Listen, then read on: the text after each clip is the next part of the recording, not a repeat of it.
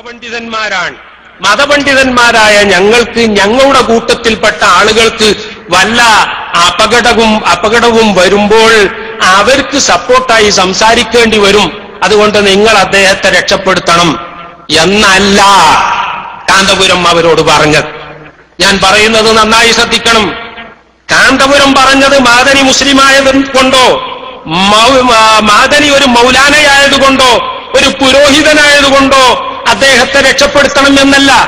India രാജ്യത്തിന്റെ constitution, India രാജ്യത്തിന്റെ ഒരു സിറ്റിസന്, ഒരു ലോക്കൽ സിറ്റിസന് എന്തെല്ലാം ഫണ്ടമെന്റൽ റൈറ്റ്സ് നൽകുന്നുവോ ആ അവകാശങ്ങൾ ഈ മാദനിക്ക് നൽകണം. അദ്ദേഹത്തിന് നല്ല ചികിത്സ ലഭ്യമാക്കണം. മാത്രമല്ല അദ്ദേഹത്തിന് ഉടനെ ബെയിൽ നൽകാൻ, ജാമ്യം നൽകാൻ വേണ്ടത് ചെയ്യണം. ആഭ്യന്തരമന്ത്രിയും മുഖ്യമന്ത്രിയും പറഞ്ഞു, കോടതിയുടെ പരിഗണനയിലുള്ള കേസായതുകൊണ്ട് ബെയിലിനെ പറ്റി ഞങ്ങൾക്കൊന്നും പറയാനിൽ പറ്റില്ല. കാന്തപുരം ഉസ്താദ് പറഞ്ഞു, ബെയിലിനെ പറ്റി നിങ്ങൾക്കൊന്നു പറയാം. ഒരു ബെയിൽ റിക്വസ്റ്റ് വരികയാണെങ്കിൽ വി ഹാവ് നോ ഒബ്ജക്ഷൻ, അത്ര തന്നെയെങ്കിലും നിങ്ങൾ പറയണം. ഉടനെ പറഞ്ഞു, ഞങ്ങളോട് ഇത്തരം ഒരാവശ്യം ഇതുവരെ ഒരു കോണിൽ നിന്നും ഉണ്ടായിട്ടില്ല.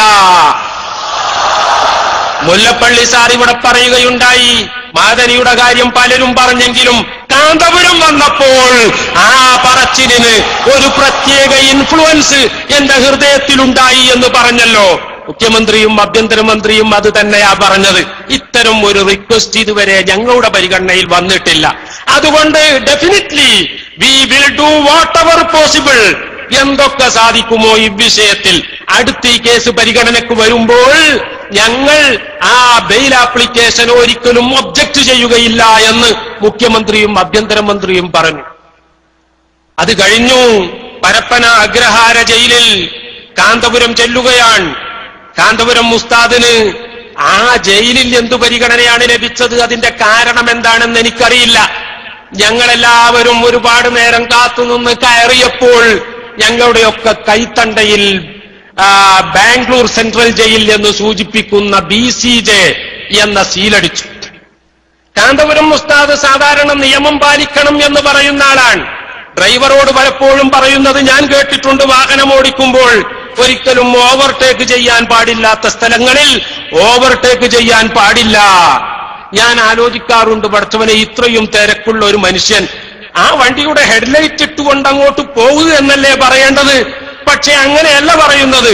ഓവർടേക്ക് ചെയ്യാൻ പാടില്ലാത്ത സ്ഥലത്ത് ഓവർടേക്ക് ചെയ്യാൻ പാടില്ല എന്ന് തന്നെയാണ്. ഞങ്ങളുടെ കൂടെ ക്യൂവിൽ നിന്നു. പക്ഷേ സീലടിക്കുന്ന ആളുടെ അടുത്തെത്തിയപ്പോൾ അദ്ദേഹം തല പൊന്തിച്ചൊന്ന് ഉസ്താദിന്റെ മുഖത്തേക്ക് നോക്കി, ഗുരുജി നിങ്ങൾ പോയിക്കോളൂ, നിങ്ങൾക്ക് ഈ സീലിന്റെ ആവശ്യമില്ല.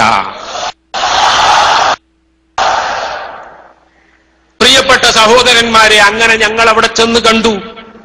മാദനിയുമായി അരമണിക്കൂർ സംസാരിച്ചു.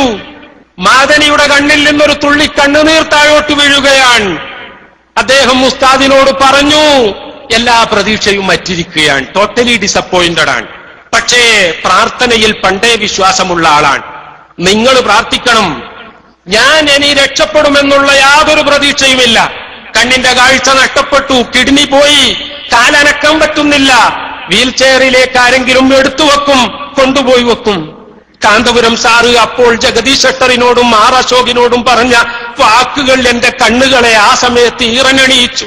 90 വയസ്സ് പ്രായമുള്ള മാതാപിതാക്കളെങ്ങാനും സാറെ നിങ്ങളുടെ വീട്ടിലുണ്ടായിരുന്നെങ്കിൽ, വർഷങ്ങളായി സ്വന്തം മകൻ ജയിലിൽ നിന്ന് വരുന്നത് കാത്തിരിക്കുന്ന 90 പിന്നിട്ട മാതാപിതാക്കളെങ്ങാനും നിങ്ങളെ കാത്തിരിക്കാൻ വീട്ടിലുണ്ടായിരുന്നെങ്കിൽ, ഒരു പുരുഷന്റെ ചൂട് വേണ്ട രീതിയിൽ അനുഭവിക്കാത്ത ഒരു പെണ്ണ്, ഡൽഹിയിലെ പെൺകുട്ടിക്ക് വേണ്ടി വാദോരാതെ സംസാരിക്കുന്ന മാധ്യമങ്ങൾ ഇതൊന്ന് ശ്രദ്ധിക്കണം. നല്ല ആരോഗ്യവും ഊർജവുമുള്ള സമയത്ത് ഭർത്താവിൽ നിന്ന് ഈ പെൺകുട്ടി വേർതിരിക്കപ്പെടുകയാണ്.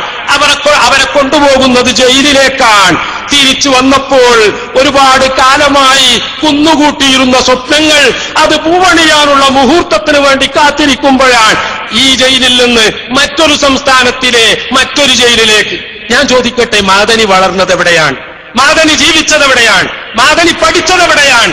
എല്ലാം കേരളത്തിലാണ്. കേരളത്തിൽ എന്തേ അദ്ദേഹം അറസ്റ്റ് ചെയ്യപ്പെടാഞ്ഞത്? ഈ കേരളക്കാർക്കല്ലേ അദ്ദേഹത്തെ ഏറ്റവും കൂടുതൽ പരിചയമുള്ളത്. പ്രിയപ്പെട്ട സഹോദരന്മാരെ, അപ്പോൾ ന്യായമായും ചിലരൊക്കെ അദ്ദേഹത്തിനെതിരെ ഗൂഢാലോചനയുണ്ട് എന്ന് സംശയിക്കുന്നെങ്കിൽ, ഞാൻ ഗൂഢാലോചനയാണെന്ന് പറയുന്നില്ല, ഗൂഢാലോചനയാണ് എന്ന് സംശയിക്കുന്നുണ്ടെങ്കിൽ സംശയിക്കുന്നവർക്ക് ന്യായമില്ലേ? ഇത് മാത്രമേ ഞാൻ ചോദിക്കുന്നുള്ളൂ. ആ പാപം കുട്ടികളുടെ കണ്ണുനീർ കാണുമ്പോൾ ഉപ്പ എന്നോ നേരത്തെ കൊല്ലങ്ങൾക്ക് മുമ്പ് വിളിച്ചതാണ്, ഇനിയൊന്ന് ഉപ്പയെ കാണണം, ഒരു പെരുന്നാളിന് തന്നെയെങ്കിലും ആ പുതിയ പുത്തൻ ഉടുപ്പിട്ടുകൊണ്ട് സ്വന്തം ഉപ്പയുടെ കൂടെ പള്ളിയിൽ പോകണം.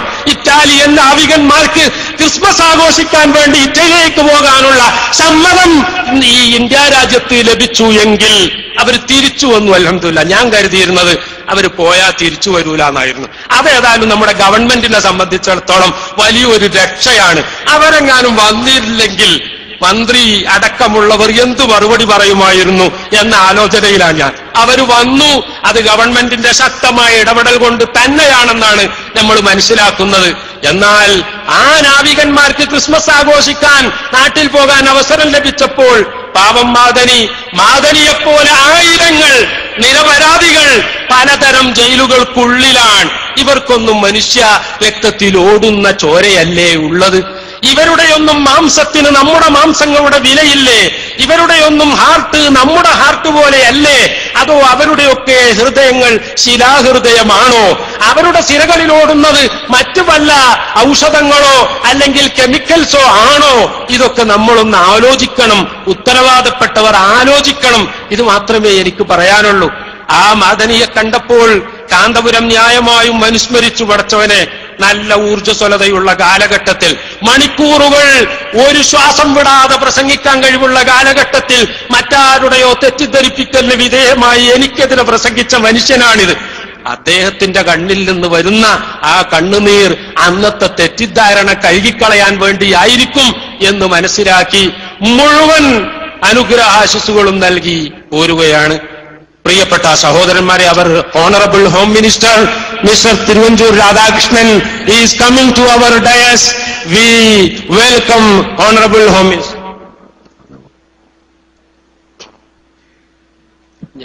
മനുഷ്യാവകാശ സമ്മേളനത്തിന്റെ വിശിഷ്ടാതിഥി ശ്രീ തിരുവഞ്ചൂർ രാധാകൃഷ്ണൻ മർക്കസ് സഖാഫത്ത് സുന്നിയയുടെ സമ്മേളന നഗരിയിലേക്ക് കടന്നു വന്നിരിക്കുന്നു.